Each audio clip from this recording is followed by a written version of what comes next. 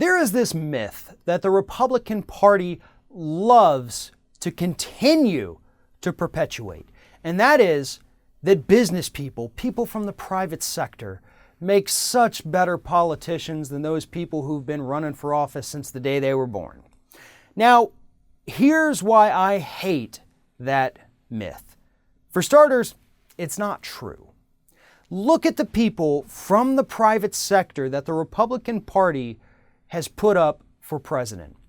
You start with George W. Bush. Let's only go back to recent history. George W. Bush, failed businessman.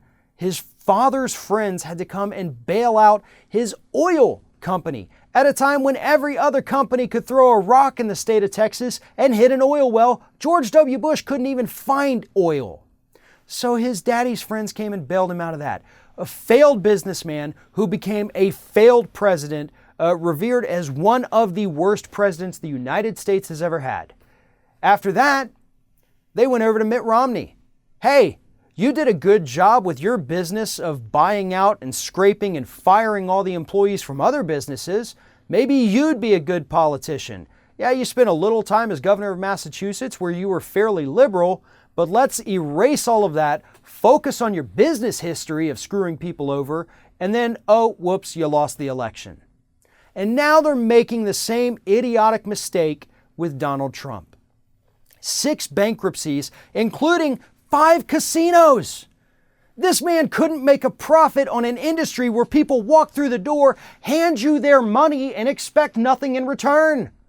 He couldn't make money doing that. Any idiot can make a casino profitable, really not that hard. I mean, people in Mississippi have been doing it for 20 years now. And Trump couldn't even do it in Atlantic City and Las Vegas? Good God, that's pathetic. Then you have Trump University, Trump Airlines, Trump Steaks, anything basically that Trump had his name on, for the most part, aside from the real estate business, has been a miserable failure. But Republicans always want to tell us that business people, people from the private sector, oh, they know how to create jobs. They know how to run things. Let's run America like a business. Really? Is that what we want to do? How does that even work? Run it like a business. This country is not like a business. They love to talk about the deficit. What does that really mean? Yeah, the United States is in debt. To who? To the taxpayers? To countries we've borrowed money from? How does that work exactly? Republicans, explain this to me. Do we send people over to Saudi Arabia and then they come home with a check? They come home with suitcases full of cash? That's how it would work in a business, but that's not exactly how it works in politics. And yeah, the country can actually operate pretty darn well on a deficit. And we wouldn't even have such a big deficit if you idiots who are allegedly the job creators paid your fair share in taxes. Donald Trump says he's super smart for not paying taxes. No, it makes you an asshole, and it makes you unpatriotic. If you really loved America, you wouldn't mind spending a little bit of money here and there to make it better, to make the roads better, to make the airports better, to help train police officers and firefighters, give teachers a little bit more money since they get paid dirt wages anyway, improve our schools, improve our textbooks.